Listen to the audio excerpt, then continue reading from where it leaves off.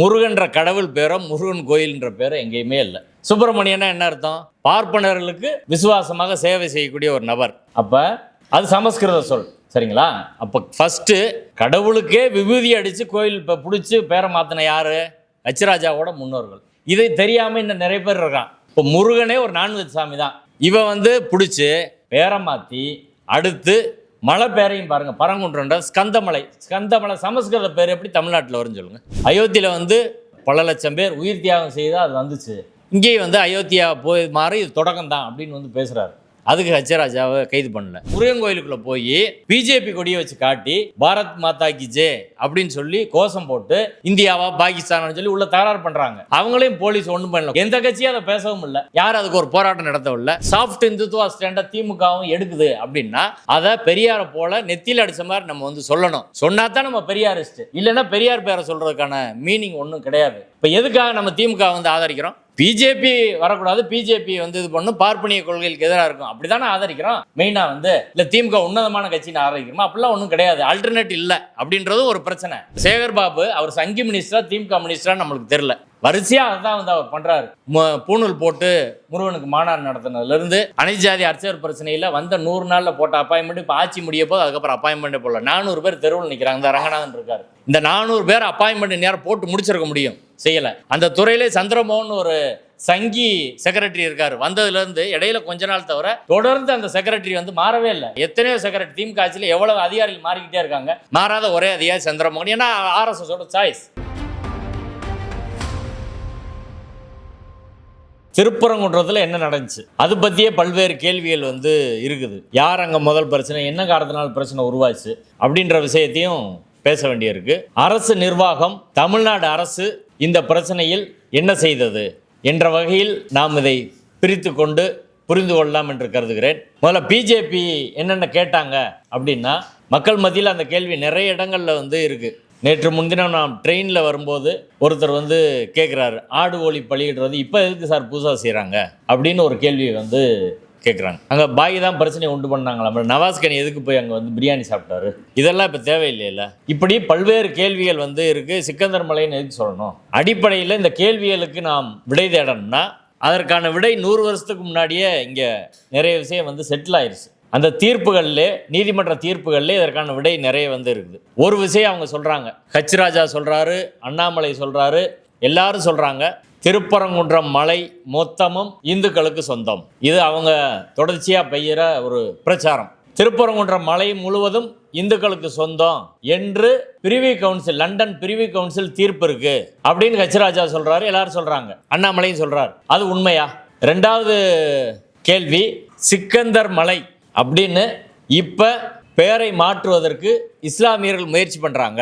இப்போ எதுக்கு பேரை மாற்றணும்? முருகன் மலையை சிக்கந்தர் மலையை ஏன் மாற்றணும்? மூன்றாவது ஆடுகோழி. இப்போ முதல் விஷயத்தை எடுத்துக்கிடுவோம். திருப்பரங்குன்ற மலை யாருக்கு சொந்தம்? தீர்ப்புகள் என்ன சொல்லியிருக்கிறாங்க?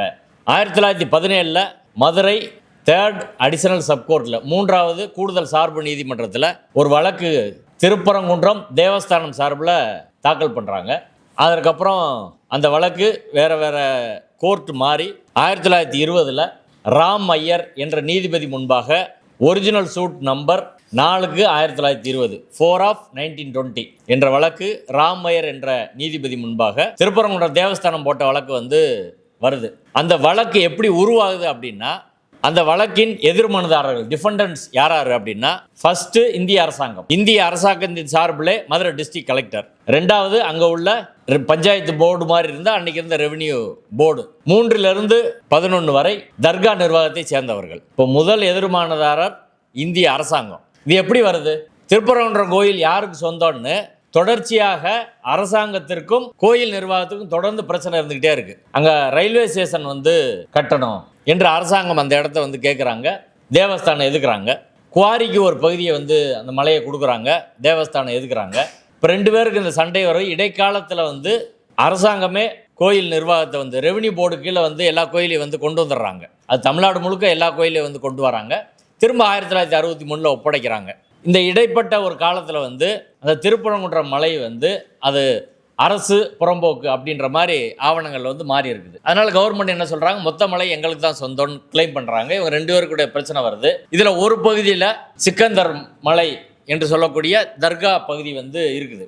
அது திருப்பரங்குன்ற மலை எப்படி இருக்கும்னா, நீங்கள் கீழே போனோன்னே முருகன் கோயில் வந்து இருக்கும். அதுலேருந்து கொஞ்சம் வீடுகள் இருக்கும். அதுலேருந்து கொஞ்சம் தூரம் தள்ளி போனால் அங்கே மலைக்கு செல்லும் பாதைன்னு இருக்கும். அதில் ஏறி போனால் ஒரு காமனான படிக்கட்டு காசி விஸ்வநாதர் கோயிலுக்கும் இங்கே மசூதி பள்ளிவாசல் இருக்கிற பகுதிக்கும் ஒரு பொது படிக்கட்டு போகும். அதில் போய் வலது பக்கம் போயிட்டா கொஞ்சம் தூரம் போனால் காசி விஸ்வநாதர் கோயில் வந்துடும். இடது பக்கம் போனால் நெல்லித்தோப்புன்னு ஒரு இடம். அதுக்கு மேலே போனால் வந்து அங்கே மசூதி, பள்ளிவாசல், ஆடு வெட்டுற இடம், சமைக்கிற இடம். அதுக்கப்புறம் மேலே போனால் அந்த கொடிமரம், மசூதி, கொடிமரம், அங்கே கொஞ்சம் சமாதிகள், அதுக்கப்புறம் அந்த மலையோட உயரமான பகுதி. இப்படி தான் அந்த மலை வந்து இருக்குது. இப்போ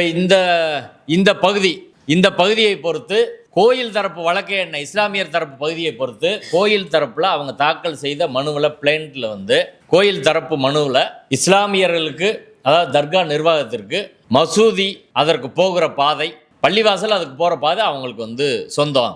ஆனால் அவங்க கூடுதலாக நெல்லித்தோப்பு என்ற பகுதியை, அது நெல்லித்தோப்புனா அந்த இடத்துல ஒரு மலையில் ஏறி பாதி தூரத்தில் ஒரு சமதளம் மாதிரி இடம் இருக்கும்.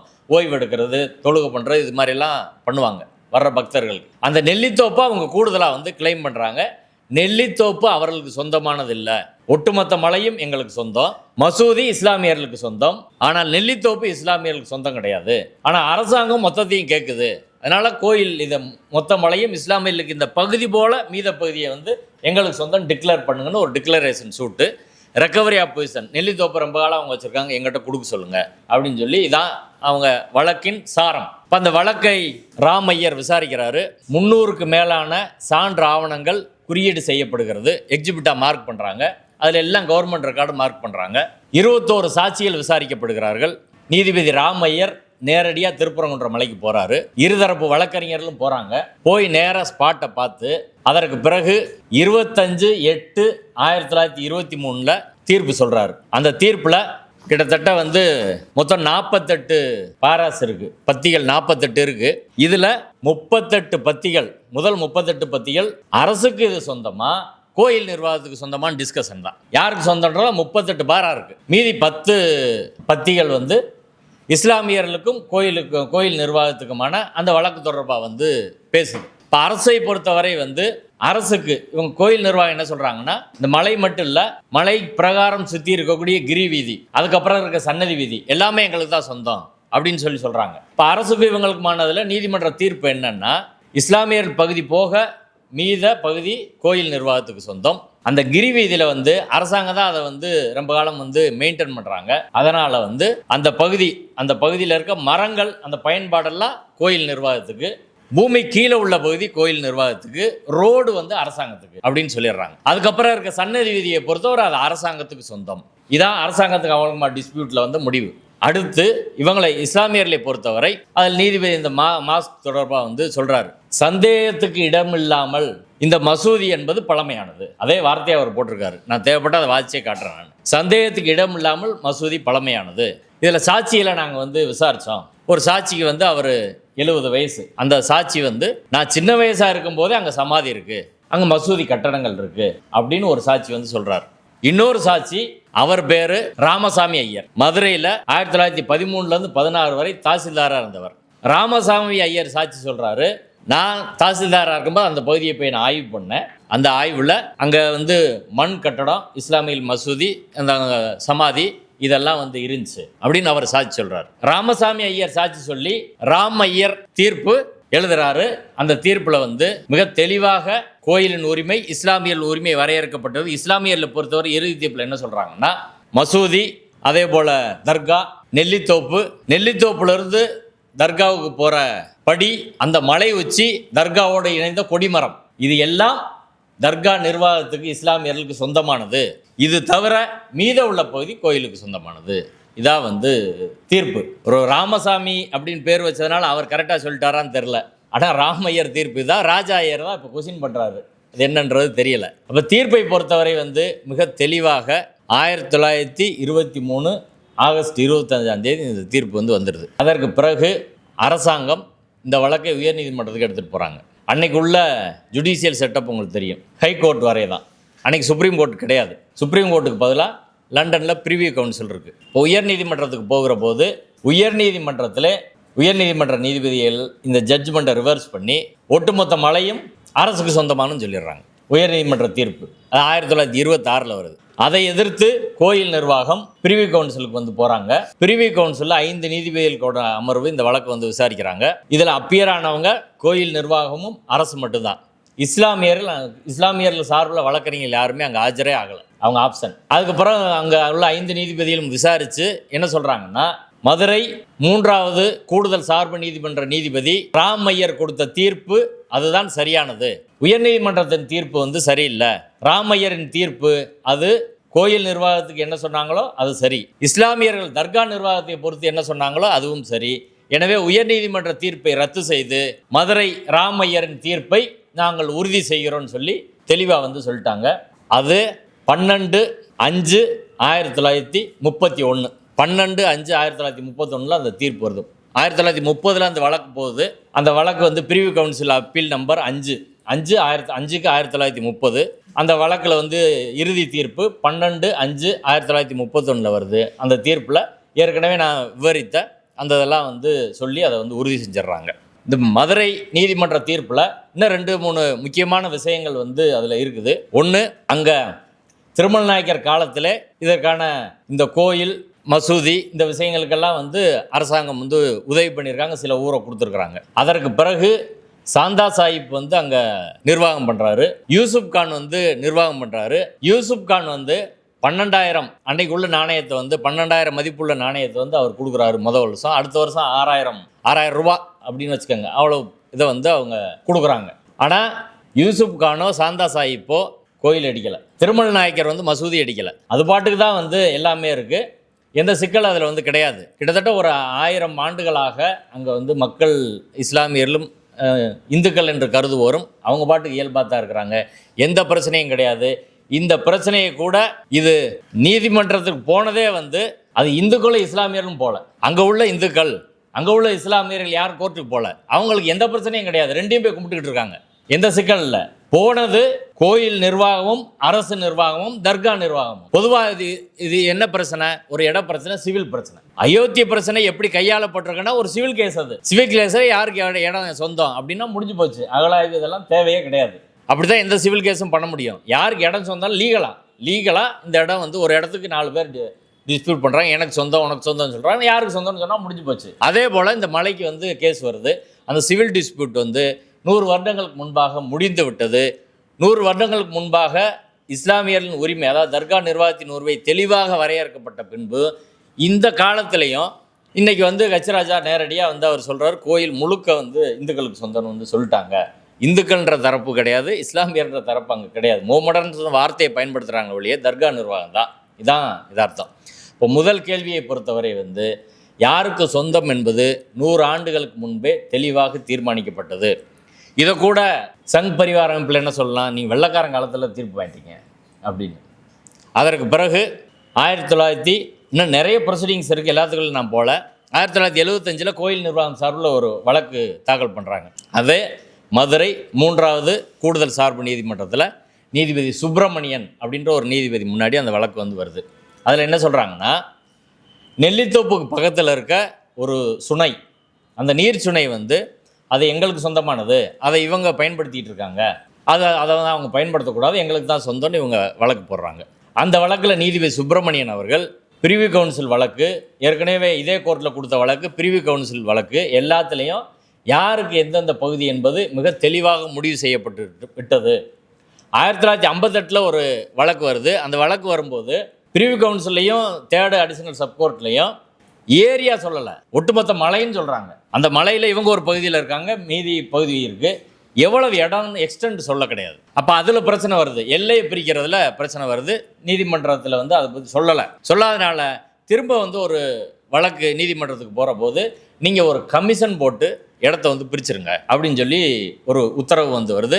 அதன்படி கமிஷன் போடப்படுது. வழக்கறிஞர் கமிஷன் போய் பொதுவாக சிவில் கேஸில் ஒரு பார்ட்டிஷன் சூட்டு பாகப்பிரிவினை வழக்கு அப்படின்னா 2-3 பேருக்கு சொந்தம்னு வழக்கு போட்டால் தீர்ப்பு வந்துருச்சு அப்படின்னா அது ப்ரிலிமினரி டிகிரி, ஃபஸ்ட்டு ஒரு டிகிரி வரும், அதுக்கப்புறம் ஃபைனல் டிகிரி அப்படின்னா யாருக்கு எந்தெந்த பகுதி. இப்போ வந்து ஒரு வீடு இருக்குது, அதில் உனக்கு வந்து 3ல் 1 பங்கு, 2ல் 1 பங்கு, இப்படி பொதுவாக வரும். அப்போ அங்கே போய் நடைமுறையில் எப்படி பிரிக்கிறது அப்படின்னா அதற்கு கோர்ட்லேருந்து ஒரு கமிஷன் போடுவாங்க. ஃபைனல் டிகிரி ப்ரொசீடிங்ஸ்க்கு முன்னாடி ஒரு கமிஷன் போடுவாங்க. அந்த கமிஷனில் போய் அளந்து இந்த பகுதின்னு பிரித்து கொடுப்பாங்க.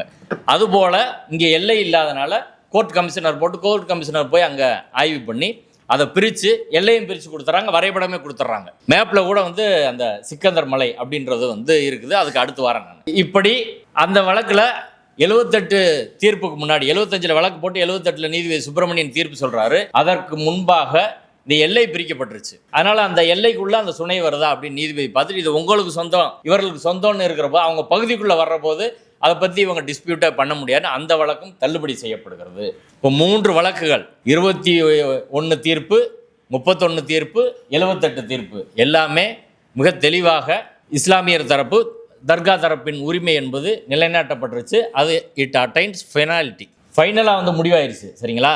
ஒன்று பிரிவு கவுன்சிலுக்கு போனப்பறம் அதுக்கு மேலே ஒன்றுமே அதில் ரிவ்யூ கிடையாது. இது ஒன்று. ரெண்டாவது லீகலாக பார்த்தாலும் 1991 மத வழிபாட்டு தலங்கள் பாதுகாப்பு சட்டம், அந்த சட்டப்படி அந்த சட்டத்தில் மிக தெளிவாக இருக்குது. 1947 ஆகஸ்ட் 15 தேதி அன்னைக்கு மத வழிபாட்டு தலங்கள் இந்தியாவில் எப்படி இருந்துச்சோ அப்படி தான் இருக்கணும். அதை ஆல்டர் பண்ணுறதுக்கு மாற்றுறதுக்கு அப்படின்னு சொல்லி வழக்கே தொடுக்க முடியாது. கிளியர் பார் இருக்குது. அதில் நீதிமன்றத்தையே நீங்கள் அணுக முடியாது.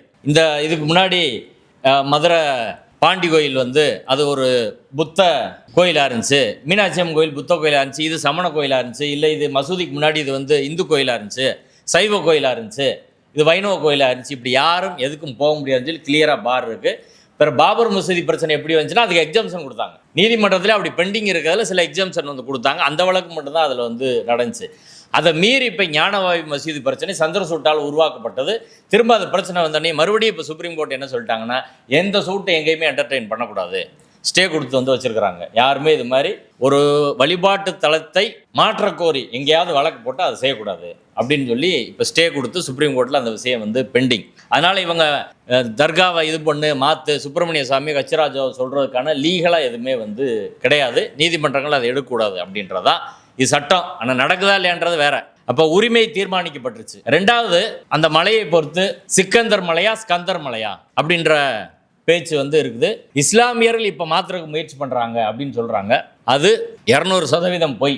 இஸ்லாமியர்கள் எங்கே போய் மாற்ற முயற்சி பண்ணாங்க? கலெக்டர்கிட்ட பெட்டிஷன் கொடுத்தாங்களா, தாசில்தார்கிட்ட பெட்டிஷன் கொடுத்தாங்களா, இல்லை கோர்ட்டில் போட்டாங்களா, ஆர்ப்பாட்டம் பண்ணாங்களா, எங்கே மாற்ற முயற்சி பண்ணாங்க, எப்படி மாற்ற முயற்சி பண்ணாங்க, இல்லை சிக்கந்தர் மலைன்னு பெருசாக போர்டு அடித்து வச்சாங்களா? எதுவுமே கிடையாது.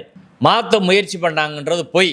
சரி, வரலாற்று ரீதியாக அந்த பேர் இருக்கா இல்லையா அப்படின்னா இந்த தீர்ப்பில் ராமையர் தீர்ப்பில் அதற்கான விடை இருக்குது. அதில் நிறைய ஆவணங்கள் மார்க் பண்ணுறாங்க. அதில் ரெண்டுமே சொல்கிறாங்க. சிக்கந்தர் மலை என்ற பேர் அரசு ஆவணங்களில் இருக்குது, ஸ்கந்தர் மலை என்ற பேர் அரசு ஆவணங்களில் இருக்குது. 1813 ஒரு இனாம் ரிஜிஸ்டர் ஒன்று இருக்குது. மானிய ரிஜிஸ்டர், இனாம் ரிஜிஸ்டர். மானிய ரிஜிஸ்டர் 1813, இனாம் ரிஜிஸ்டர் 1863. மானிய ரிஜிஸ்டரில் ஒரு பதிவு இருக்குது, ஒரு டாக்குமெண்ட்டு. அந்த சிக்கந்தர் மலையில் உள்ள சிக்கந்தர் பள்ளிவாசலுக்கு மதுரை தனக்கன்குளம் கிராமம், திருமங்கலம் பக்கத்தில், திருப்பரங்குன்றம் பக்கத்தில் இன்றைக்கி இருக்கிற கிராமம் தனக்கன்குளம் கிராமத்தை சிக்கந்தர் மலையில் உள்ள சிக்கந்தர் பள்ளிவாசல் பராமரிப்புக்காக தானமாக கொடுத்துருக்கோம் என்ற பதிவு 1813 மானிய ரிஜிஸ்டரில் கிளியராக இருக்குது. அதை ஒரு எக்ஸிபிட்டாக அங்கே மார்க் பண்ணியிருக்காங்க. இனாம் ரிஜிஸ்டரில் இதே பதிவு இருக்குது. அடுத்து மதுரை மேனுவல், அதுலேயும் இது சிக்கந்தர் மலையின் பதிவாயிருக்கு. மதுரை கெஜெட், அதுலேயும் சிக்கந்தர் மலையின் பதிவாயிருக்கு. இந்த 4ம் ஆவணமாக நீதிமன்றத்திலே மார்க் செய்யப்பட்டு இருக்கிறது. அதை நீதிபதி சிக்கந்தர் மலைன்றதை இவ்வளோ டாக்குமெண்ட் இருக்குன்னு சொல்கிறார். ஸ்கந்தர் மலை அப்படின்றதுக்கு மதுரை மேனுவலில் ஸ்கந்தர் மலைன்னு சொல்கிறாங்க அப்படின்னு சொல்கிறார். அப்போ 2 பேரும் அதுக்கு இருக்குது. ஒரிஜினலாக சங்க இலக்கிய காலத்தில் அதுக்கு பேர் பரங்குன்றம். பல்வேறு சங்க இலக்கியங்கள் அதுக்கு பரங்குன்றம்னு பேர் இருக்குது. அப்போ ஒவ்வொரு காலத்துலேயும் அங்கே பேர்கள் மக்கள் விரும்பின பேரை கூப்பிட்டு வராங்க. நாங்கள் மதுரையில் தான் இருக்கோம், நாங்கள் சிக்கந்தர் மலைன்னு சொன்னதில்லை, ஸ்கந்தர் மலைன்னு சொன்னதில்லை, திருப்பரங்குன்ற மலைன்னு தான் நாங்கள் சொல்கிறோம். இப்போ அரிட்டாப்பட்டி டங்ஸ்டன் பிரச்சனை உங்களுக்கு தெரியும். அந்த அரிட்டாப்பட்டி மலையை மதுரையில் இருக்க நாங்கள் அரிட்டாப்பட்டி மலைன்னு சொல்லுவோம். உள்ளூர் மக்கள் அதுக்கு பேர் கலிஞ்சா மலைன்னு சொல்கிறாங்க. இஸ்லாமியர்கள் ஓவா மலை அப்படின்னு சொல்கிறாங்க. இன்றைக்கே மதுரையில் 3 பேர் இருக்குது. உள்ளூரில் ஒன்று, பக்கத்து ஊரில் ஒன்று, இஸ்லாமியர்கள் சொல்கிறது ஒரு பேர். இப்படி இருக்குது. அப்போ வரலாற்றில் பல்வேறு நேரங்களில் பல்வேறு பெயர்கள் ஒவ்வொரு மலைக்கு வழங்கப்படுறது அப்படின்றது இருக்குது. அதை இன்றைக்கி அப்படி இருந்துச்சு அப்படின்னா அதுக்கு இப்போ இருக்கவங்க என்ன செய்வாங்க? அப்போ பேரை பொறுத்தவரை வந்து அது டிஸ்பியூட்டே கிடையாது. அப்படி ஒரு சிக்கலும் அங்கே வந்து யாராலும் உருவாக்கப்படலை அப்படின்றதான். அடுத்து ஆடு கோழி வந்து வெட்டுறாங்க அப்படின்னு இந்த பேரோட சேர்த்து இன்னொரு பிரச்சனையை வந்து முக்கியமாக பேசணும். இந்த தீர்ப்புகள் மூணையும் படிச்சுட்டு யோசிச்சு பார்த்தா எனக்கு வந்து ஹார்ட் அட்டாக வர்ற மாதிரி ஆயிடுச்சு. ஏன்னா வெளியில் பார்த்தா நம்ம என்ன சொல்கிறோம், எல்லாரும் இன்னைக்கு பிஜேபியிலேருந்து முருகன் கோயில் முருகன் கோயில்னு சொல்கிறோம், அறுபடை வீடு முருகன் கோயில் அப்படின்னு எல்லாரும் சொல்கிறாங்க. ஆனால் இந்த 3 தீர்ப்புலையும் ஒரு இடத்தில் கூட முருகன் கோயில்ன்ற வார்த்தையே இல்லை. முருகன் பேர் அஃபீஷியலாக கிடையாது. நானும் முடிஞ்ச அளவுக்கு திரும்ப திரும்ப தேடி பார்த்தேன், முருகன்ற வார்த்தை எங்கேயாவது ஒரு வருமா அப்படின்னு. முருகன்ற கடவுள் பேரோ முருகன் கோயில்ன்ற பேரோ எங்கேயுமே இல்லை. எல்லா இடத்துலையும் சுப்பிரமணியன் சுவாமி கோயில், சுப்பிரமணியன் டெம்பிள், சுப்பிரமணியா டெம்பிள் அப்படி தான் இருக்குது. சுப்பிரமணியன்னா என்ன அர்த்தம்? பார்ப்பனர்களுக்கு விசுவாசமாக சேவை செய்யக்கூடிய ஒரு நபர். அப்போ அது சமஸ்கிருத சொல், சரிங்களா? அப்போ ஃபஸ்ட்டு கடவுளுக்கே விபூதி அடித்து கோயில் இப்போ பிடிச்சி பேரை மாற்றின யார்? ஹச்ராஜாவோட முன்னோர்கள். இதை தெரியாமல் இன்னும் நிறைய பேர் இருக்கான். அடுத்து பேரை மாற்றுறது கூட பாருங்கள். இப்போ முருகன் வந்து அவர் வேடர் குல தலைவன், குறிஞ்சி பகுதியில் மலை சார்ந்த பகுதி தான் குறிஞ்சின்னு சொல்லுவோம், குறிஞ்சி நில தலைவன். இப்போ வந்து பல்வேறு சங்க இலக்கியங்களில் முருகனுக்கு எப்படி வந்து படையல் வச்சாங்க அப்படின்றது வந்து அது அவர் வேட்டை இனத்தோட ஒரு தலைவர், அவங்க வேட்டையாடி தான் சாப்பிடுவாங்க. முருகனுக்கு படையல் வைக்கிற போது ஆட்டை வெட்டி ஆட்டுக்குருதியை திணையில் கலந்து அதை வந்து முருகனுக்கு வைப்பாங்க. இது கோழி சேவல் அறுப்பாங்க அப்படின்றது திருமுருகாற்று படையில் வந்து தெளிவாக இருக்குது. அந்த பாடல்லாம் சோசியல் மீடியாவில் எல்லாம் வந்து போட்டிருக்கிறாங்க, ஆடை வெட்டினதை. இப்போ முருகனே ஒரு நான்வெஜ் சாமி தான். இவன் வந்து பிடிச்சி பேரை மாற்றி அடுத்து மலை பேரையும் பாருங்கள், பரங்குன்றன்ற ஸ்கந்தமலை சமஸ்கிருத பேர் எப்படி தமிழ்நாட்டில் வரும்னு சொல்லுங்கள். சமஸ்கிருத பேரை எப்படி வைக்க முடியுங்க? தமிழ்நாட்டில் இருக்க ஒரு மலைக்கு சமஸ்கிருத பேர் எப்படி வரும்? அதையும் வச்சுட்டான். சாமி பேரையும் மாற்றிட்டான், வழிபாட்டு முறையும் மாற்றிட்டான், சாமியே அவங்களுக்கு கீழே மாற்றிட்டான். ஏன்னா அவர் வந்து சூத்திர சாமி தானே. சூத்திர சாமிக்கு வந்து எப்படி வந்து பார்ப்பனர்கள் பூஜை செய்வாங்க? அப்போ சூத்திர சாமியை வந்து அவங்களுக்கு பார்ப்பனர்களுக்கு தாசனாக இருக்கக்கூடிய ஒரு சாமியாக வந்து மாற்றி அதுக்கு நாங்கள் பூஜை பண்ணுறோம் அப்படின்னு வந்து வச்சுட்டான். இதான் வந்து உண்மையான வரலாறு. இப்போ இந்த பிரச்சனையெல்லாம் யாரும் பேசாமல் இப்போ இஸ்லாமியர்கள் இப்படி பண்ணாங்களா அப்படி பண்ணாங்களா, முருகன் அவங்க ஒன்றுமே செய்யலை, முருகன் பிரச்சனைக்கே வரல. அவங்க ஒரு சமாதி இருக்கிற இடத்துல அவங்க வந்து ஒரு தர்கா வச்சுட்டு வழிபட்டு வராங்க. அதில் கூட இன்றைக்கி தமிழ்நாட்டில் இருக்கக்கூடிய 95% இஸ்லாமியர்கள் தர்கா வழிபாட்டை ஏற்றுக்கிறது கிடையாது. கொஞ்சம் பேர் தர்கா வழிபாட்டுக்கு அங்கே லோக்கலாக சுற்றி இருக்கவங்க போகிறாங்க, கொஞ்சம் பேர் வெளியிலேருந்து வராங்க, நேர்த்தி கடன் மாதிரி செய்கிறாங்க. அந்த கொஞ்சம் பேரில் இந்துக்களும் இருக்காங்க, இஸ்லாமியர்களும் இருக்கிறாங்க. இந்துக்கள் நிறைய அதுக்கு வந்து 2 பேரும் போய் அப்படி வந்து கும்பிட்றாங்க.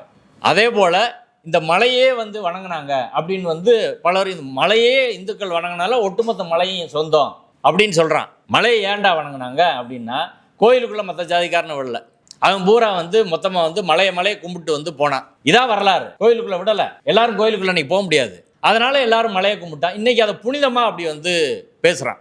இப்போ அன்னைக்கு இருந்து இன்னைக்கு வரை வந்து தொடர்ச்சியாக தமிழ் வழிபாட்டின் மீது தமிழர் வழிபாடு கோயில் எல்லாத்தையும் ஆக்கிரமித்தது பார்ப்பனியம். ஆனால் பழியை வந்து இஸ்லாம் மேலே வந்து தூக்கி போடுறாங்க அப்படின்றதான் வந்து விஷயம். இந்த பெயர் மாற்றம் தொடர்பாக அடுத்து ஆடு கோழி பலியிடுற பிரச்சனையை பொறுத்து அங்கே வந்து பொதுவாக ஒரு 100 ஆண்டு காலத்துக்கு மேலாக அங்கே இருக்க மக்களுக்கு தெரிஞ்சு ஆடு கோழி அங்கே போய் மேலே வெட்டி சாப்பிட்றது, அது வந்து நேர்த்தி கடன் கொடுக்குறது. எப்படி மதுரை பாண்டி கோயில்லையோ கிடா வெட்டுறாங்களோ அழகர் கோயிலில் கிடா வெட்டுறாங்க. அது எத்தனை பேருக்கு தெரியும் தெரியல. அழகர் வந்து அது வைஷ்ணவ கோயில், பெருமாள் கோயில்னு சொல்லுவாங்க. ஆனால் அதுக்கு மேலே தான் பழமுதிர் சோலை இருக்குது. 6 படை வீடுன்னு சொல்கிறாங்களே, திருப்பரங்குன்றம் போல் அழகர் கோயிலுக்கு மேலே தான் பழமுதிர் சோலை இருக்குது. இந்த பழமுதிர் சோலை கீழே வந்து கருப்பன் கோயில் இருக்குது, அழகர் கோயில் முன்னாடியே.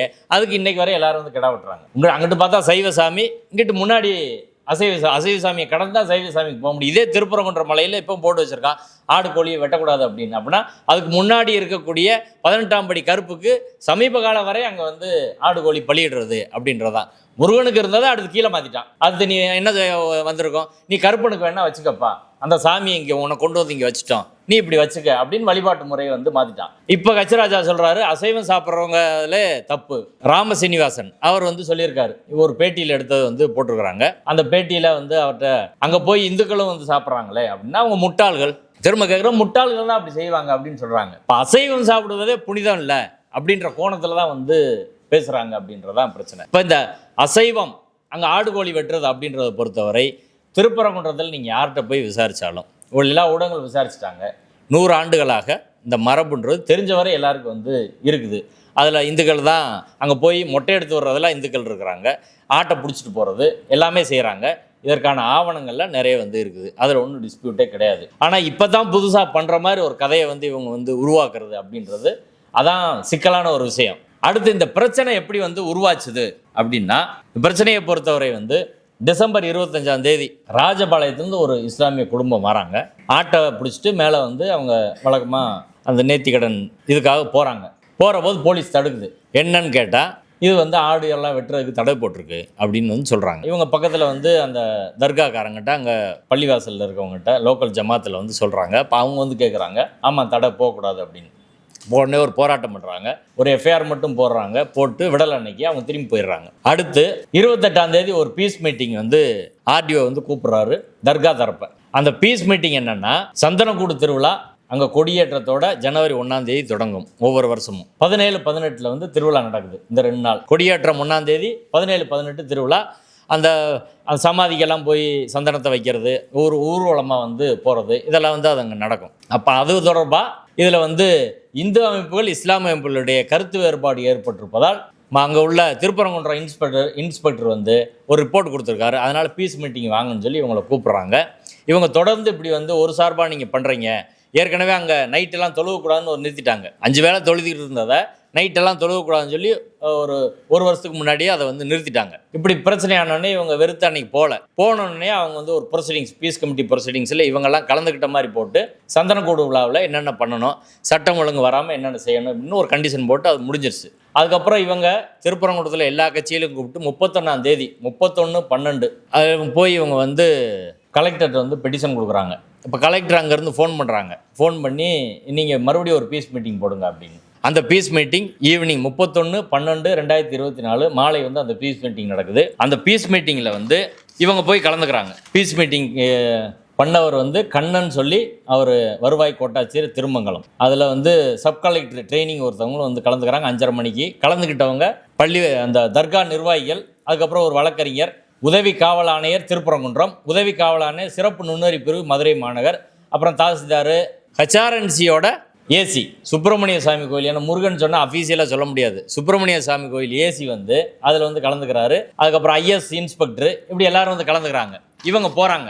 போய் வந்து பேசுகிற போது முதல் தீர்மானம் வந்து அந்த கொடியேற்றம் இதெல்லாம் எப்படி பண்ணணும், 2வது வந்து அது ஊர்வலம், 3வது தான் பிரச்சனையே.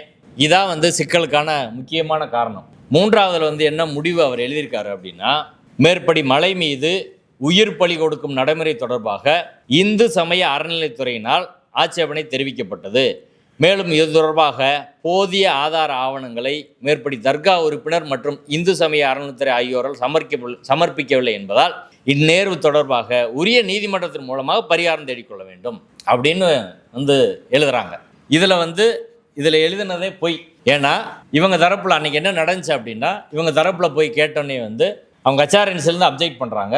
அப்ஜெக்ட் பண்ணோடனே இவங்க வந்து என்ன சொல்கிறாங்கன்னா, இதுக்கு ஹெச்ஆர்என்சி அப்ஜெக்ட் பண்ணுறாங்க, காலங்காலமாக நாங்கள் வந்து பண்ணிக்கிட்டு இருக்கோம் அப்படின்னு சொன்னால் அதுக்கு ஆதாரம் கொடுங்கன்னா இவங்க ஃபோட்டோவில் வந்து எல்லாத்தையும் வந்து கொடுக்குறாங்க. அதை ஆர்டிஓ வாங்கிட்டு ஹெச்ஆர்என்சி ஏசிகிட்ட கேட்குறாரு, நீங்கள் ஆடு கோழி வெட்டக்கூடாதுன்னு ஏதாவது கோர்ட் ஆர்டர் வச்சுருந்தா கொடுங்க, எங்கள்கிட்ட ஒன்றும் இல்லை, நாங்கள் அஃபிடவிட் வேணால் ஃபைல் பண்ணுறோம் அப்படின்னு சொல்கிறாங்க. எங்கிட்ட ஆவணங்கள் எதுவும் கிடையாது. இப்போ இவங்க சொல்கிறாங்க, அப்போ நாங்கள் கொடுத்துருக்கோம்ல ஆதாரம், அதை பேஸ் பண்ணி வந்து நீங்கள் ஆர்டர் போடுங்க அப்படின்னா, அவர் வந்து அதெல்லாம் இருக்கட்டும் பாய், அதெல்லாம் பிரச்சனை இல்லை, இருந்தாலும் பெரும்பான்மை மக்கள் வந்து அது வந்து ஃபீல் பண்ணுறாங்கல்ல, அதை நீங்கள் கன்சிடர் பண்ணலாம்ல அப்படின்னு ஆர்டிஓ கண்ணன் சொல்கிறாரு.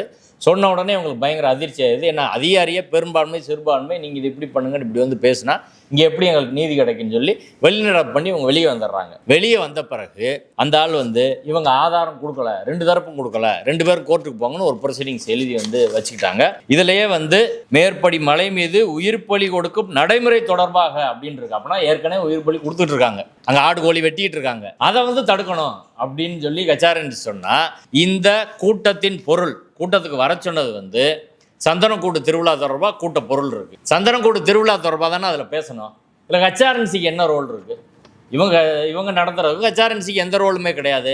அப்போ பிரச்சனையை ஃபஸ்ட்டு துவங்கினது 25ஆம் தேதி போலீஸ், அதுக்கப்புறம் 31ஆம் தேதி கச்சாரன்சியோட ஏசி 2வதாக வருது. 3வதாக இந்த பிரச்சனையை அடுத்த கட்டத்துக்கு கோர்ட்டுக்கு போகணும்னு சொல்லி நகர்த்தினது சர்ச்சைக்குரிய பிரச்சனை போல் அதை மாற்றுறதுக்கான முயற்சி பண்ணது ஆர்டிஓ கண்ணன். இது 31 வரை நடந்துருச்சு.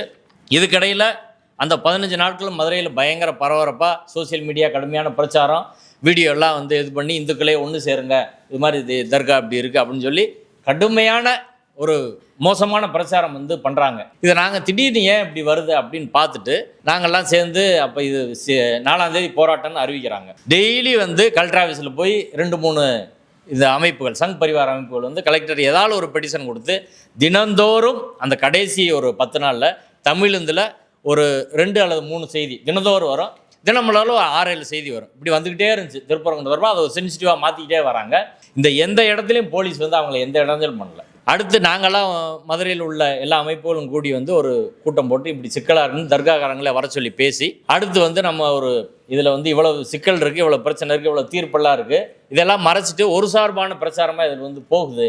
நம்ம வந்து 2ஆம் தேதி ஒரு ப்ரெஸ் மீட் கொடுப்போம், 3ஆம் தேதி 4ஆம் தேதி அவங்க போராட்டம் வச்சுருக்காங்க, 3ஆம் தேதி நம்ம ஒரு போராட்டம் நடத்தி வந்து இது மாதிரி அவங்க நடவடிக்கையே வந்து இது ஒரு கலவரமாக மாற்றுறதா இருக்குது, அதனால் அதை தடுக்கணும்னு சொல்லி செய்யலான்னு சொல்லி நாங்கள் முடிவு பண்ணிவிட்டு 2ஆம் தேதி ப்ரெஸ் மீட் கொடுக்க நாங்கள் இப்போ மதுரை கிருஷ்ணயர் ஹால் சோக்காரங்கத்தில் வந்து இருந்தால் ஒரு ஹியூமன் ரைட்ஸ் ஆர்கனைசேஷனோட இடம் அது. அங்கே இருக்கிற போது போலீஸ் வந்து காலையில் வந்தால் ஒரு எஸ்ஐ வரார், வந்து ப்ரெஸ் மீட் நடத்தக்கூடாது, அவங்க மண்டபத்துக்காரங்களை கூப்பிட்டு வந்து மிரட்டுறார், ப்ரெஸ் மீட் நடத்தக்கூடாது அப்படின்னு. அப்போ வந்து அவர் என்கிட்ட சொன்னார். நான் போய் எஸ்ஐட்டு வந்து கேட்டேன், என்ன பிரச்சனை? இல்லை சார், ப்ரெஸ் மீட் நடத்தக்கூடாதுன்னு மேலேன்னு சொல்கிறாங்க. ப்ரெஸ் மீட்டு இதே இடத்துல நாங்கள் 100 ப்ரெஸ் மீட் நடத்திருக்கோம், 100 கூட்டம் நடத்தியிருக்கோம். இண்டோரில் வந்து நடத்துறதுக்கு யார்கிட்ட நாங்கள் பெர்மிஷன் வாங்கினோம்? அது இதுவரை நாங்கள் வாங்கினது கிடையாது. ஏடிஎம்கே பீரியடில் கூட எங்களை யாரும் ப்ரெஸ் மீட் நடத்தக்கூடாதுன்னெலாம் வந்து சொன்னது கிடையாது. நீங்கள் எப்படி ப்ரெஸ் மீட் நடத்தக்கூடாதுன்னு சொல்கிறீங்க? நீங்களும் சட்டத்துக்கு கட்டுப்படணும், நானும் சட்டத்துக்கு கட்டுப்படணும். எந்த சட்டத்தில் இண்டோர் மீட்டிங்கில் நடத்தக்கூடாதுன்னு சொல்லுங்கன்னு நான் கேட்குறேன். அவர் பேசாமல் நிற்கிறாரு. சரி, நீங்கள் எதனாலும் வச்சுக்கோங்க, எனக்கு வந்து ரிட்டனாக வேணா கொடுங்க, ப்ரெஸ் மீட் நடத்த நாங்கள் தடை விதிக்கிறோம் அப்படின்னு சொல்லி, எந்த சட்டத்தில் இருக்குன்னு சொல்லி உங்களுக்கு அதிகாரம் இருக்குன்னு கொடுங்க அப்படின்னு சொன்னோன்னே வந்து அவர் அப்படியே போயிட்டார். அப்புறம் ஏசி எல்லாம் போலீஸ் நிறைய பேர் வந்து அங்கே நின்று டிஸ்டர்ப் பண்ணுற மாதிரி இருந்தாங்க. நான் ஒரு ஆன்லைனில் ஒரு வீடியோ நான் வந்து பேசி இது மாதிரி அராஜகம் நடக்குதுங்க, எல்லா மக்களுக்கும் இதை வந்து தெரிஞ்சுக்கங்கன்னு சொல்லி அப்படி பேசினோடனே அப்புறம் போலீஸ் கீழே இறங்கி போய் வாசலில் போய் நின்றுக்கிட்டாங்க. ப்ரெஸ்காரங்க வர்றவங்கள நீங்கள் போவேணான்னு சொல்லியிருக்காங்க. அவங்க கடுமையாக சத்தம் போட்டிருக்காங்க, எங்கள் ப்ரெஸ்ஸை வந்து நீங்கள் எப்படிங்க வந்து தடுப்பீங்க, ப்ரெஸ் போகக்கூடாது, எங்கள் வேலையாக தானே அப்படின்னு சொல்லி வந்தாங்க. டீட்டெயில்டாக வந்து இன்டர்வியூ கொடுத்தோம். அது எல்லா ஊடகங்களில் வந்து ஓரளவு செய்தி வந்து இன்னொரு கவுண்டராக இதில் என்ன நடந்திருக்கு, தீர்ப்பெல்லாம் இருக்குது அப்படின்ற விஷயமே அப்போ தான் வந்து வெளியில் வந்து வந்துச்சு. இதுக்கிடையில் திருப்பரங்குன்றத்தில் உள்ள எல்லா கட்சிகளும் சேர்த்து இன்க்ளூடிங் திமுக வந்து கலெக்டர் ஒரு பெட்டிஷன் வந்து கொடுத்தாங்க. இதுக்கு முன்பாக நவாஸ்கனி பிரச்சனை. நவாஸ்கனி வந்து அவர் ஒரு முஸ்லீம் லீக் மட்டும் கிடையாது, அவர் வக்ஃபோர்டோட சேர்மன்ற முறையில் அந்த வக்ஃபோர்டு கீழே தான் தர்கா இருக்குது. அவர்கிட்ட கம்ப்ளைண்ட் பண்ணோன்னே அவர் போய் வந்து பார்த்து அவர் கூட போனவங்க தர்கா பகுதியில் வழக்கமாக சாப்பிட்ற இடத்துல போய் சாப்பிட்றாங்க. அதை ஒரு வீடியோ அதை எடுத்துக்கிட்டு நவாஸ்கனி கூட வந்தவங்க எல்லாமே முருகன் கோயில் பகுதியில் வந்து பிரியாணி சாப்பிட்டு புனிதத்தை கெடுத்துட்டாங்க அப்படின்னு ஒரு பிரச்சாரத்தை வந்து அப்படியே வந்து பண்ணான். அவர் இல்லைன்னு சொல்லி பார்த்தா ஒன்றும் வந்து அதில் ஆகலை. அது ஒரு பெரிய பிரச்சாரமாக நவாஸ்கனி தான் பிரச்சனையை தொடங்கினார் அப்படின்ற மாதிரி வந்து கொண்டு வந்தாங்க. 3ஆம் தேதி 2ஆம் தேதி ப்ரெஸ் மீட் கொடுக்குறோம். 3ஆம் தேதி நாங்கள் கலெக்டரை பார்த்து ஒரு பெட்டிஷன் கொடுக்குறோம். அன்றைக்கி 144 போட்டாங்க. 144 போட்டு கலெக்டர் நாங்கள் சொல்கிறோம், இது மாதிரி அவங்க வந்து ஏற்கனவே 3 முறை அரசால் தடை செய்யப்பட்ட அமைப்பு, அவங்க வந்து எந்த எல்லைக்கும் போவாங்க அப்படின்னா அதே போல் உங்கள் அதிகாரிகள் அங்கே பார்சியலாக இருக்காங்க, ஒரு சார்பாக இருக்காங்க அப்படின்னு கேட்டால் மதுரை கலெக்டர் என்ன சொல்கிறாங்க, அப்படியெல்லாம் இல்லை, எல்லாம் நாங்கள் வந்து கரெக்டாக வந்து பார்த்துக்குறோம், நாங்கள் இந்த 144 போட்டோம்னு விட மாட்டோம் அப்படின்னு சொல்கிறாங்க. அப்போ 2ஆம் தேதி அவங்களுக்கு அனுமதியும் மறுத்துறாங்க. திருப்பரங்குன்றத்தில் போராட்டம் நடத்துக்கு அனுமதி மறுக்கிறாங்க. 3ஆம் தேதி ஹைகோர்ட்டில் வந்து அவங்க மென்ஷன் பண்ணுறாங்க. தனபால்னு ஒரு நீதிபதி, அந்த வழக்கை விசாரிக்க வேண்டிய நீதிபதி, அவர்கிட்ட மென்ஷன் பண்ணுறாங்க, அவர் இன்றைக்கே எடுக்க முடியாது, நாளைக்கு எடுத்துக்கிறேன் அப்படின்ட்டார். 4ஆம் தேதி அவங்க போராட்டம் வச்சுருக்காங்க. 4ஆம் தேதி அவங்க வழக்கு 42வது வழக்கா 18வது நீதிமன்றத்தில் லிஸ்ட் இருக்குது. நாங்கள் அதில் போய் இன்டர்வியூ பண்ணுவோம். 144 போட்டாங்க, நீ எப்படி கொடுக்க போகிறாங்க அப்படின்னு காலையில் நினச்சி போனால் வேற ஒரு நீதிபதி ஜெயச்சந்திரன் பூர்ணிமா அமர்வில் அவங்க மென்ஷன் பண்ணி 3 கேஸ் கொண்டு வராங்க. அந்த 3 கேஸ் என்ன அப்படின்னா 144 சேலஞ்ச் பண்ணுறாங்க, ஒரு ப்ரெஸ் ரிலீஸ் போலீஸ் கொடுக்குறாங்க, நாங்கள் அனுமதி மறுத்துட்டோம், மக்கள்லாம் வரக்கூடாது அப்படின்னு. இதெல்லாம் சேலஞ்ச் பண்ணி அங்கே வந்து வழக்கு போடுறாங்க. அந்த நீதிபதி யாருன்னா அவர் ஆரம்ப காலத்தில் ஏபிவிபியில் இருந்தவர். அவரை வந்து செலக்ட் பண்ணி அந்த கோர்ட்டுக்கு வந்து அந்த வழக்கு வந்து போகுது. அவர் தான் சுப்பையான்னு ஒரு ஏபிவிபி பொறுப்பாளர், ஒரு டாக்டர் ஒருத்தர் இருந்தார்ல, ஒரு வீட்டில் போய் வந்து யூரின் பாஸ் பண்ணி எல்லாம் வீடியோலாம் வந்துச்சுல்ல, அவருக்கு அரெஸ்ட் பண்ணி வெள்ளிக்கிழமை அரெஸ்ட் பண்ணவரை திங்கக்கிழமை காலையில் மேஜிஸ்ட்ரேட் கோர்ட்டில் பெயில் போடல, டிஸ்ட்ரிக்ட் கோர்ட்டில் பெயில் போடல. நீதிபதி ஜெயச்சந்திரன் முன்னாடி காலையில் போய் மென்ஷன் பண்ணால் மதியம் வந்து எடுத்து அவரை வெளியே விட்டு இன்றைக்கே வெளியே விட்டுன்னு அனுப்பி விட்டார். அதே அந்த நீதிபதிகிட்ட தான் இந்த வழக்கு வந்து போகுது. அவர் வந்து நான் எல்லா கேஸையும் முடிச்சுட்டு எண்ட் ஆஃப் த லிஸ்ட் எடுத்துக்கிறேன் அப்படின்னு. அப்போ இவங்க ஒரு 1.5 நாளுக்கு அந்த வழக்கு எடுக்கிறாரு. இவங்க ஆர்எஸ்எஸ் தரப்பில் வந்து இவங்க சொல்கிறாங்க, எங்களுக்கு வந்து இது மாதிரி போலீஸ் வந்து இப்படி அராஜகம் பண்ணுறாங்க, எல்லாரையும் அரெஸ்ட் பண்ணியிருக்காங்க, அதெல்லாம் சொல்கிறாங்க, அனுமதி தரமாட்டுறாங்க அப்படின்னு.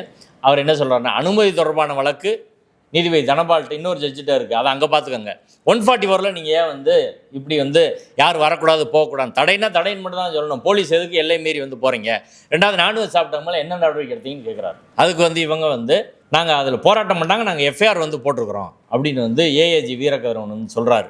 இப்படியே வாதம் போகுது. அடுத்து வந்து 2 நாளுக்கு எடுத்துக்கிறோம் அப்படின்னா 2 நாளுக்கு பிறகு நிலைமையாக வந்து மாறுது. இவங்க வந்தோடனே எங்களுக்கு பெர்மிஷன் வேணும், இன்றைக்கே வந்து வேணும், சாயந்தரம் எங்களுக்கு 4 மணிக்கு 5 மணிக்கு பெர்மிஷன் கொடுங்கன்னு கேட்குறாங்க. அப்போ நீதிபதி வந்து பெர்மிஷனில் நீங்கள் என்ன சொல்கிறீங்க கவர்மெண்ட் அப்படின்னு சொன்னால், கவர்மெண்ட் தரப்பில் அங்கே ஏஏஜி வீரகவரன் இருக்கார். அவர் வந்து அடுத்து 19-20 நடத்திக்கிறோம். இப்போ தைப்பூசம் வந்து 11ஆம் தேதி வரை, பிப்ரவரி 11 வரை தைப்பூசம் இருக்குது, நிறைய பக்தர்கள் வராங்க, அதனால் வந்து நடத்த முடியாது. ரெண்டாவது அங்கே தான் பிரச்சனை, கோயில் முன்னாடி இந்த இதுக்கு நடத்த முடியாது. வழக்கமாக கோயில் முன்னாடி மற்ற பிரச்சனைகள் கொடுப்பாங்க. அந்த திருப்பரங்குன்றம் அது ஒரு ஆர்ப்பாட்ட ஸ்பாட்டு, கோயில் முன்னாடி உள்ள இடம் வந்து மற்ற பிரச்சனையை கொடுப்பாங்க. ஆனால் இதுக்கு எப்படி கொடுக்க முடியும், அதனால் இங்கே கொடுக்க முடியாது. வேறு அதில் வந்து வெளியில் மதுரைக்குள்ளே அவங்க நடத்திக்கிறட்டும், இல்லை பக்கத்தில் திருமங்கலத்தில் நடத்தட்டும், 19-20 சொல்கிறாரு. அடுத்து இல்லை இன்றைக்கே வேணும்னே அவர் நாளைக்கு கூட நடத்தட்டும் அப்படின்னு சொல்கிறாரு. நாளைக்கு வந்து இங்கே மதுரை தமுக்கத்துலேயோ திருமங்கலத்திலையோ நடத்தட்டும். இப்படி பேசிக்கிட்டு இருக்கும்போதே ஸ்டேட் பிபி ஜின்னா அவர் ஆன்லைனில் வந்து வராரு. இவர் இங்கே சொல்லிகிட்டு இருக்காரு, அவர் ஆன்லைனில் வந்து நான் கமிஷனர்கிட்ட பேசிட்டேன், அவங்க கேட்குற இடமே கொடுத்துடலாம், திருப்பரங்குன்றம் பக்கத்தில் வந்து பழங்கானத்தன்னு ஒரு இடம் இருக்குது, அந்த இடத்தையே வந்து கொடுத்துடலாம், ஒன்றும் பிரச்சனை இல்லை, நான் கமிஷனர்கிட்ட பேசிட்டேன் அப்படின்னு சொல்கிறாரு. உடனே ஜட்ஜு வந்து இந்த ஸ்டேட் பிபியை சொல்லிட்டார்ல, உங்களுக்கு என்ன பிரச்சனை, இவர்கிட்ட அதுக்கப்புறம் வீரகவரன்ட்ட பேசலை, இவர்கிட்டே வந்து பேசுகிறாரு. பேசி என்ன கண்டிஷன் போகிறது இப்படியெல்லாம். அடுத்து வந்து ஆர்எஸ்எஸ்காரங்க கேட்குறாங்க, எங்களை வந்து அரெஸ்ட் பண்ணி எல்லா இடத்துலையும் வச்சுருக்கிறாங்க, திருப்பரங்குன்றம் சுற்றி அரெஸ்ட் பண்ணி வச்சுருக்கிறாங்க, எல்லாரையும் ரிலீஸ் பண்ண சொல்லுங்கள் அப்படின்னு கேட்குறாங்க. இப்போ நாங்கள் பக்கத்தில் இருந்து சொல்கிறோம் 144 இருக்குது சார், எப்படி வந்து இது பண்ண முடியும், அவங்க இன்றைக்கே நடத்துகிறதா அவங்க நோக்கம், ஸ்ட்ரென்த்தை காட்டணுன்னு, நீங்கள் அதை ஒத்துக்கிறாதீங்க அப்படின்னா இவங்க கேட்குற போதே அவர் ஸ்டேட் பிபி சொல்லிட்டாரு, எல்லாத்தையும் நாங்கள் ரிலீஸ் பண்ணிடுறோம், ஒன்றும் பிரச்சனை கிடையாது. ஜட்ஜே யோசிச்சுட்டு இருந்தார், இது நமக்கு கேட்க முன்னாடி இந்த கேஸே இல்லையே, நம்ம இப்படி அதில் ரிலீஸ் பண்ண சொல்லி உத்தரவு போட முடியும் அப்படின்னா அவர் சொல்லிட்டாரு, நாங்கள் ரிலீஸ் பண்ணிடுறோம் அப்படின்னு. ஏன்னா ரிலீஸ் பண்ணால் தான் அங்கே கூட்டம் வரும், எல்லா இடத்துலையும் அடைச்சி வச்சுருக்கிறாங்க. அவங்கள வந்து ஒரு 7 மணி 8 மணிக்கு வெளியே விட்டால் கூட இங்கே கூட்டம் வந்து 5 மணிக்கு வந்து வந்திருக்காது. இப்போ ஒரு பெரிய கூட்டத்தை காட்டினாங்கல்ல, அதெல்லாம் கோயம்புத்தூர், ஈரோடு, திருப்பூர்லேருந்து கூட்டம் வந்த ஒரு கூட்டம். இப்போ அவங்கெல்லாம் வந்து வந்திருக்கவே முடியாது, இவ்வளோ கூட்டம் வந்திருக்காது. அப்போ ஸ்டேட் கவர்மெண்ட்லேருந்து நாங்கள் விட்டுறோம், அவங்க போய் கூட்டம் ஒன்றும் பிரச்சனை இல்லைன்னு சொல்லி அதே போல் ஆர்டர் உடனே போட்டு எல்லாரையும் ரிலீஸ் பண்ணி அங்கே வந்து நடந்துருச்சு. அந்த ஆர்ப்பாட்டத்திலேயே ஹச்ராஜா பேசுகிறாரு. நீதிமன்றத்தில் ஸ்பெசிஃபிக்காக வந்து சொல்லியிருக்காங்க, அஃபண்டிங்காக எதுவுமே பேசக்கூடாது அப்படின்னு சொல்லி ஸ்பெசிஃபிக்காக அது கண்டிஷன் சொல்லியே போட்டிருக்கு. இவர் போனோடனே வந்து அயோத்தி போல் இது வந்து மாறும் அப்படின்னு ஹச்ராஜா வந்து பேசினார். இஸ்லாமியர்கள் மத நல்லிணக்கம் விரும்புகிறாங்களா, நாங்கள் மத நல்லிணக்கமாக இருக்கோம், ஆனால் தர்காவை இடத்த மாற்றிக்கோங்க. அயோத்தியில் வந்து பல லட்சம் பேர் உயிர் தியாகம் செய்தால் அது வந்துச்சு, இங்கேயும் வந்து அயோத்தியா போய் மாறி இது தொடக்கம் தான் அப்படின்னு வந்து பேசுகிறாரு. அதுக்கு ஹச்ராஜாவை கைது பண்ணல. அன்னைக்கு காலையில் 4ஆம் தேதி காலையில் ஒரு 100 பேர் 200 பேர் வந்து கோயிலுக்குள்ளே போகிறாங்க. முருகன் கோயிலுக்குள்ளே போய் பிஜேபி கொடியை வச்சு காட்டி பாரத் மாதா கி ஜெய் அப்படின்னு சொல்லி கோஷம் போட்டு இந்தியாவா பாகிஸ்தான்னு சொல்லி உள்ள தகராறு பண்ணுறாங்க, ரகலை பண்ணுறாங்க. அவங்களையும் போலீஸ் ஒன்றும் பண்ணல, கூட்டு வந்து ஒரு மண்டபத்தில் விட்டு கடைசியில் இந்த ஆர்ப்பாட்டத்துக்கு அனுப்பி விட்டாங்க. அவங்க ரிமாண்டே பண்ணலை. அப்போ ஒரு திமுக காரங்க கூட ஒரு கோயிலுக்குள்ளே போய் திமுக கொடியை பிடிச்சிருந்தா திமுக கோஷம் போட்டால் விட்டுருவாங்களா, காங்கிரஸ்காரங்க பண்ணால் விட்டுருவாங்களா, விசிகா காரங்க பண்ணால் விட்டுருவாங்களா? வேறு யாராவது அதை பண்ணியிருந்தா நேஷனல் மீடியாவில் மிகப்பெரிய செய்தியாக அதை வந்து காட்டி டெரரிஸ்ட் உள்ளே புகுந்துட்டாங்க, அர்ணாப் கோசாமி கொதிப்பார், தமிழ்நாடு அது என்ன தீவிரவாதிகளுக்கு தான் அங்கே இடமா அப்படின்னு பேசுவாரா இல்லையா?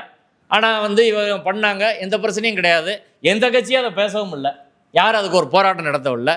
இவன் புனிதம் கட்டுருச்சு அப்படின்னா கோயிலுக்குள்ளே போய் அங்கே முருகனுக்கு சேவல் கொடி, ஆனால் இவன் பிஜேபி கொடியை காட்டுறான், இது கோயிலோட புனிதம் கெடாதா? ஆனால் யார் பேசுனா என்ன நடந்துச்சு? ஒன்றுமே கிடையாது. கவர்மெண்ட் ஒன்றுமே பண்ணல. எல்லாரும் மாப்பிள்ளை மாதிரி வெளியே வந்து ஆர்ப்பாட்டத்தை முடிச்சுட்டு அதுலேயே வந்து அவங்க நினச்சதை பேசிட்டு எல்லோரும் வந்து போயிட்டாங்க. நாங்கள் அதுக்கப்புறம் ஹச்ராஜா மேலே வந்து நடவடிக்கை எடுக்கணும், போலீஸில் வந்து கம்ப்ளைண்ட் கொடுத்துருக்குறோம். நாங்கள் கொடுக்குறோம், அதில் டெரரிஸ்ட் அஃபென்ஸ் எல்லாம் சேர்க்கணும். ஏன்னா இந்த அமைப்புகள் சங் பரிவார அமைப்புகள் வந்து இந்திய அரசால் 3 முறை பயங்கரவாத நடவடிக்கைகளுக்கு தடை செய்யப்பட்ட அமைப்புகள். இவங்க வந்து என்ன வேணாலும் பண்ணுவாங்க. அயோத்தி போல மாறின அவர் பேசுகிறார், கோர்ட்டில் உறுதி கொடுத்துட்டு அவங்க வந்து பேசுகிறாங்க. அதனால் அவங்கள முதல்ல கைது பண்ணணும், தேசிய பாதுகாப்பு சட்டத்தில் போடுங்க, ஹெச்ராஜா மீது புது இந்திய தண்டனை சட்டத்தில் டெரரிஸ்ட் ஆக்ட் வந்து போடுங்க அப்படின்னு வந்து கொடுக்குறோம். கமிஷனர் பார்த்து நாங்கள் சொல்கிறோம். கமிஷனர் வந்து ஏன் சார் கோயிலுக்குள்ளே போய் இப்படி பண்ணதை கூட ஒன்றும் பண்ணலேன்னு நான் கேட்குறேன், அதுக்கெல்லாம் ஒரு நேரம் இருக்குல்ல சார் அப்படின்றார். சார் நாங்கள் சட்டப்படி பார்க்குறோம் அப்படின்னு சொல்லிட்டாங்க. இதான் அங்கே வந்து நடந்தது. அன்னைக்கு காலையில் கலெக்டர் ஒரு அறிக்கை போடுறாங்க. கலெக்டர் என்ன அறிக்கை போடுறாங்கன்னா, இரு தரப்பு, இந்து தரப்பும் இஸ்லாமியர்கள் தரப்பும் 2 தரப்பும் வெளியிலேருந்து வந்தவங்க பிரச்சனையை உருவாக்கிட்டாங்க. ஏற்கனவே தோழர் சொன்னார்ல, விக்டிமையும் அஃபென்ஸ் பண்ணுறவனையும் சமப்படுத்துறது. இதான் கலெக்டரோட அறிக்கை. அதில் துவக்கமே கலெக்டரோட அறிக்கை எப்படி இருக்குன்னா, முதல்ல தர்கா நிர்வாகத்துலேருந்து ஒரு போர்டு வைக்கிறாங்க. அந்த போர்டு தான் பிரச்சனையோட தொடக்கம். இங்கே வந்து நேர்த்திக்கடன் கந்தூரி அந்த அன்னதானம் வழிபாடு ஆடு கோழி வெட்டுறவங்களுக்கு உரிய வசதிகள் செய்து தரப்படும் சொல்லி அவங்க ஏற்கனவே ஒரு போர்டு வச்சுருக்காங்க. ஏன்னா மலைக்கு போகிறவங்களுக்கு தெரியாதுன்னு சொல்லி, மேலே எல்லாம் அந்த வசதி இருக்கா இல்லையான்னு தெரியாது புதுசாக வர்றவங்களுக்கு. வசதிகள் செய்து தரப்படும் ஒரு போர்டு முன்னாடி வச்சுருந்தா அது டேமேஜ் ஆயிடுச்சு. இவங்க இன்னொரு போர்டு வைக்கிறாங்க. அந்த போர்டு வச்சது தான் பிரச்சனை ஆயிடுச்சு. அதுக்கு ஆட்சேபனை தெரிவித்தாங்க இவங்க. நாங்கள் போய் போர்டு அழிக்க சொன்னால் அவங்க அழிச்சிட்டாங்க.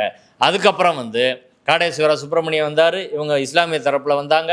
இது எல்லாம் வந்து இந்த பிரச்சனையை வந்து பெருசு பண்ணிட்டாங்க. மக்கள் அங்கே ஒற்றுமையாக தான் இருக்காங்க இப்படின்னு சொல்கிறாங்க. ஆனால் எந்த இடத்துலையும் ஆடு கோழி பலியிடுறது தொடர்பாக எதுவுமே வந்து சொல்லலை. நீதிமன்ற தீர்ப்பு இப்படி இருக்குது அப்படின்றது சொல்லலை. அப்போ இப்போ பிரச்சனையை வந்து டெவலப் பண்ணி இப்படியே கொண்டு போகிறாங்க. அன்னைக்கே சேகர் பாபு ஒரு ப்ரெஸ் மீட் கொடுக்குறாரு. சேகர் பாபு ப்ரெஸ் மீட்டில் வந்து அவர் என்ன சொல்கிறாருன்னா, பிஜேபி தேவையில்லாமல் இப்படி பண்ணுறாங்க அதெல்லாம் சொல்லிவிட்டு, இந்த பிரச்சனை தொடர்பாக நீதிமன்றங்கள் என்ன சொல்லுகிறதோ அதை நாங்கள் கேட்போம் அப்படின்னு சொல்கிறாங்க. பாபர் மசூதி பிரச்சனை நீதிமன்றங்கள் தான் அவ்வளோத்துக்கும் காரணம். இப்போ பிரச்சனையை அப்படியே தள்ளுறாங்க. இவங்க சைடில் இருந்து வந்து ஏற்கனவே இந்த சங் பரிவார் தரப்புல இருந்து சில வழக்குகள் போட்டு வச்சுருக்காங்க. ஆடு கோழி வெட்டக்கூடாது, அங்கே தொழுகை நடத்தக்கூடாது, நெல்லித்தோப்பு பகுதியில் இவங்க பண்ணக்கூடாது, இதெல்லாம் அவங்க போட்டிருக்காங்க. தர்கா தரப்புலையும் சில வழக்குகள் போட்டு எங்களை மெயின்டெனன்ஸ் பண்ண விடுங்கன்னு சொல்லி உயர்நீதிமன்றத்தில் 23, 24 போட்டிருக்காங்க. இப்போ 25 போட்டிருக்காங்க. இந்த வழக்குகள் எப்படி வருதோ அப்படி தான் இந்த பிரச்சனையை வந்து தீர்ப்போம். அப்படின்னா இந்த இடத்தை சர்ச்சைக்குரிய இடமாக மாற்றுவதற்கு எல்லா ஸ்டேட் மிஷனரி கவர்மெண்ட்டு எல்லாம் வந்து போகுது. அந்த வழக்கில் கூட இது வந்து இஸ்லாமியருக்கு எதிராக நம்ம செய்யப்படுற நடவடிக்கை, இதை கோர்ட்டில் யாரை வச்சு பேசணும் அப்படின்னா, ஜின்னான்னு ஒரு ஸ்டேட் பிபி பாய் இருக்கார்ல, பாயை வச்சு பேசுவோம். எப்படி பாஜக அப்துல் நசீர்னு ஒரு இஸ்லாமிய நீதிபதியை வச்சு பாபர் மசூதி தீர்ப்பை வந்து எழுத வச்சு அப்புறம் கவர்னர் பதவி கொடுத்தாங்கல்ல, அதே போல் வந்து வேற ஆளை வச்சு சொன்னால் தானே பிரச்சனை, பாயை வச்சு பாய் அடிப்போம் அப்படின்னு ஒரு டாக்டிஸாக இவங்க வந்து சொல்கிறாங்க. அவர் தான் கோர்ட்டில் வந்து சொல்கிறார், நம்ம அவரையும் விமர்சனம் பண்ணி ஆகணுன்ற நிலைமைக்கு அப்படி தான் போகுது. ஏன்னா அவர் பேர் இப்போ ஜட்ஜு பேர்லேயே இருக்குது. ஜட்ஜாக போகிறதுக்கு அவர் விரும்பி வந்து அந்த விஷயத்தை வந்து செய்கிறாரு. இப்படி தான் நீதிமன்றத்தில் நடந்த விஷயங்கள் எல்லாமே. அடுத்து வந்து இது எதை நோக்கி போக போகுது அப்படின்றது ரொம்ப ஒரு சிக்கலாக நெருக்கடியான ஒரு விஷயமாக தான் இருக்குது. போலீஸ் ஒரு மாதம் அவங்க பிரச்சாரம் சரி, அடுத்து வரிசையாக நடக்கிறது சரி, எல்லாம் தொடங்கினது எல்லாமே வந்து முழுக்க அரசு நிர்வாக ஆதரவோடு தான் அது வந்து நடந்திருக்குது. இது சேகர் பாபு செய்கிறது, இவர் வந்து ஸ்டேட் பிபி சொல்கிறது கூட இதெல்லாம் முதல்வருக்கு தெரியாமல் நடந்துடும் அப்படின்னு நம்பினா நம்மளை போல ஏமாளிகள் யாரும் கிடையாது. திமுக தலைமைக்கு தெரியாமல் இதெல்லாம் நடந்துருச்சு அப்படின்னா நம்மளை மாதிரி அப்பாவிகள் யாரும் கிடையாது அப்படின்றதான் யதார்த்தமான உண்மை. எல்லாருக்கும் எல்லாம் தெரிஞ்சுதான் நடக்குது. அவங்களுக்கு வந்து பல சிக்கல் இருக்குது. அது வந்து அது கரப்ஷனாக இருக்கலாம், கேஸாக இருக்கலாம், இல்லை வேறு டீலிங்காக இருக்கலாம், என்னென்னமோ இருக்குது. ஆனால் தமிழ்நாட்டை பழி கொடுப்பதற்கு எல்லா வேலையும் வந்து நடந்துக்கிட்டு இருக்குது அப்படின்றதான். அப்போ இந்த சூழ்நிலையில் தான் இந்த பிரச்சனையிலேருந்து நாம் வந்து நம்ம என்ன செய்கிறது அப்படின்றத நோக்கி வந்து போக வேண்டியிருக்கு. அதற்கு நம்மளுக்கு ஏற்கனவே பெரியார் தான் வழிகாட்டி. அவர் வந்து இப்போ எப்போ தப்பு யார் பண்ணாலும் அதை வந்து நம்ம சுட்டி காட்டணும், எதுக்கணும் போராடணும் அப்படின்றது தான். இப்போ போன பாராளுமன்ற தேர்தல் 2024 வரும்போது அந்த நேரம் நம்ம திமுகவையோ மற்ற கட்சிகளையோ காங்கிரஸையோ விமர்சிக்க கூடாது. பிஜேபி வீழ்த்தோன்னா அன்னைக்கு அவங்க எது பண்ணாலும் நம்ம பேசாமல் தான் இருக்கணும், கரெக்டு. ஆனால் அதுக்கு பிறகு இந்த ஸ்டேட்டுன்னு ஒன்று இருக்குது. அதுக்கப்புறம் இவங்களில் வந்து சங்கீதனம் உள்ள பல பேர் இருக்கிறாங்க. அதுக்கு ஒரு சாஃப்ட் இந்துத்துவா ஸ்டாண்டாக திமுகவும் எடுக்குது அப்படின்னா அதை பெரியாரை போல் நெத்தியில் அடித்த மாதிரி நம்ம வந்து சொல்லணும். சொன்னால் தான் நம்ம பெரியாரிஸ்ட்டு, இல்லைன்னா பெரியார் பேரை சொல்கிறதுக்கான மீனிங் ஒன்றும் கிடையாது. சரிங்களா? இப்போ எதுக்காக நம்ம திமுக வந்து ஆதரிக்கிறோம்? பிஜேபி வரக்கூடாது, பிஜேபி வந்து இது பண்ணும், பார்ப்பனிய கொள்கைகளுக்கு எதிராக இருக்கும், அப்படி தானே ஆதரிக்கிறோம். மெயினாக வந்து இல்லை திமுக உன்னதமான கட்சின்னு ஆதரிக்கிறோமா? அப்படிலாம் ஒன்றும் கிடையாது. ஆல்டர்னேட் இல்லை அப்படின்றதும் ஒரு பிரச்சனை. அப்போ எந்த விஷயத்துக்காக நம்ம ஆதரிக்கிறோமோ அந்த விஷயத்துக்கு திமுக இப்படி வந்து அது துணை போகிறது. இப்போ சேகர் பாபு அவர் சங்கி மினிஸ்டரா திமுக மினிஸ்டரா நம்மளுக்கு தெரில, வரிசையாக அதுதான் வந்து அவர் பண்ணுறாரு. பூணூல் போட்டு முருகனுக்கு மாநாடு நடத்தினதுலேருந்து அனைத்து ஜாதி அர்ச்சகர் பிரச்சனையில் வந்த 100 நாளில் போட்ட அப்பாயின்மெண்ட் இப்போ ஆட்சி முடிய போது அதுக்கப்புறம் அப்பாயின்மெண்ட்டே போடல. 400 பேர் தெருவில் நிற்கிறாங்க. இந்த ரங்கநாதன் இருக்கார். இந்த 400 பேர் அப்பாயின்மெண்ட் நேரம் போட்டு முடிச்சிருக்க முடியும், செய்யலை. அந்த துறையிலே சந்திரமோகன் ஒரு சங்கி செக்ரட்டரி இருக்கார். வந்ததுலேருந்து இடையில கொஞ்ச நாள் தவிர தொடர்ந்து அந்த செக்ரட்டரி வந்து மாறவே இல்லை. கவர்மெண்ட் என்னதான் நாங்கள் கரடியாக கத்திருக்கோம், பல தடவை மனு கொடுத்தாச்சு, ஆனால் எதுவுமே செய்யலை. எத்தனையோ செக்ரட்டரி திமுக ஆட்சியில் எவ்வளோ அதிகாரிகள் மாறிக்கிட்டே இருக்காங்க. மாறாத ஒரே அதிகாரி சந்திரமோகன். ஏன்னா ஆர்எஸ்எஸோட சாய்ஸ், அவர் அங்கே தான் இருப்பார். ஹெச்ஆர்என்சியில் எதையுமே செய்ய விட மாட்டார். சிதம்பரம் நடராஜர் கோயில் பிரச்சனையில் வந்து மேனேஜ்மெண்ட் டிஸ்பியூட்டு, தீட்சிதருக்குள்ளே சண்டை வந்துருச்சு. தீட்சிதர்லேருந்து அங்கே மனு போடுறான், தீட்சிதர்லேருந்து ஹைகோர்ட்டில் போடுறான். மேனேஜ்மெண்ட் டிஸ்பியூட் வந்தால் அங்கே ஈஓ நியமனம் பண்ணுறதுக்கு சுப்ரீம் கோர்ட் தீர்ப்பிலே இருக்குது. மிஸ்மேனேஜ்மெண்ட் இருந்தாலும் எடுக்கலாம். இது மேனேஜ்மெண்ட் டிஸ்பியூட்டே வந்துருச்சு. அவ்வளோ டாக்குமெண்ட் இருக்குது. சேகர்பாபு போகிறார், நான் கணக்கு காட்ட முடியாது அப்படின்னு 2022 சொல்கிறாங்க. நாங்கள் உடனே நடவடிக்கை எடுப்போம். இன்றைக்கி வரை ஒன்றும் செய்ய கிடையாது. இப்போ என்ன இங்கே வந்து நடக்குது அப்படின்ற விஷயங்கள் வந்து இருக்குது. நம்மளும் ஏமாளியை போல் அதை வந்து பார்த்துக்கிட்டு இருக்க முடியாது. பெரியாரின் வழியைத்தான் நம்ம வந்து பின்பற்றணும். அது திமுகவா, அது காங்கிரஸா, எந்த கட்சியாக இருக்கட்டும், சமத்துவ கொள்கைக்கு எதிராக இது மாதிரி சங்கீத்தனத்துக்கு ஆதரவாக போனால் அதை நேரடியாக நாம் எதிர்க்க வேண்டும். அப்படி இன்னைக்கு உள்ள கட்சிகள் அப்படி இல்லைன்னா ஒரு மாற்றா எல்லாரையும் ஒருங்கிணைச்சு என்ன செய்யறது அப்படின்னு சொல்லி ஒரு ஆல்டர்னேட்டிவ் உருவாக்க நோக்கி நம்ம சிந்திக்க வேண்டிய தேவையும் அவசியம் வந்து இன்னைக்கு இருக்குது. அது மதுரையை பொறுத்தவரை வந்து நாங்கள் இதை விடவே மாட்டோம். மதுரையில் வந்து எல்லா அமைப்புகளும் ஒற்றுமையாக தான் இருக்கிறோம். இந்த பிரச்சனையை அடுத்த கட்டமாக எடுத்துகிட்டு போகிறதுக்கு முதல்ல வந்து வர்ற 21 அல்லது 22ஆம் தேதி ஒரு சட்ட கருத்தரங்கம் நீதிபதி அறிவிப்பிறந்தாம்னு கூப்பிட்டு வந்து நடத்தி இந்த விஷயங்களை வந்து வெளியே கொண்டு வரோம். அதுக்கப்புறம் மார்ச் 9ஆம் தேதி தமிழகம் முழுவதும் எல்லாரையும் ஒருங்கிணைச்சு அவங்க கூட்டின கூட்டத்தை விட அதிக கூட்டம் வந்து கூட்டி ஒரு மத நல்லிணக்க ஒரு மாநாடு, பேரணி மாநாடு, அதை நடத்துறதுக்கான ஏற்பாடுகள் பண்ணிகிட்டு இருக்கோம். வாய்ப்புள்ள தோழர்கள் வந்து அவசியம் அந்த நிகழ்வுகள் வந்து கலந்துக்கிறணும். இது பெரியார் மண் அப்படின்னு நம்ம பேசணும்னா நிச்சயமாக வந்து அவன் பண்ணதை விடுக்க நம்ம சரியான ஒரு வந்து எதிர்வினையும் தொடர்ச்சியான வேலை. இந்த பெரிய கட்சிகள் நம்பி ஒன்றும் ஆகாது அப்படின்றதான் யதார்த்தமான விஷயம். இந்த 4 வருஷத்தில் நம்ம நம்ம 10 வருஷமாக ஏடிஎம் கீரில் போகிறான கேஸை கூட வித்ரா பண்ணல. அப்படி தான் இங்கே வந்து நிலைமைகள் இருக்குது. அதனால் நம்ம பெரியாரின் வழியை பின்தொடர்ந்து அடுத்த கட்டமாக இந்த சங்கீத்தனத்தை எதிர்கொள்வோம். நன்றி.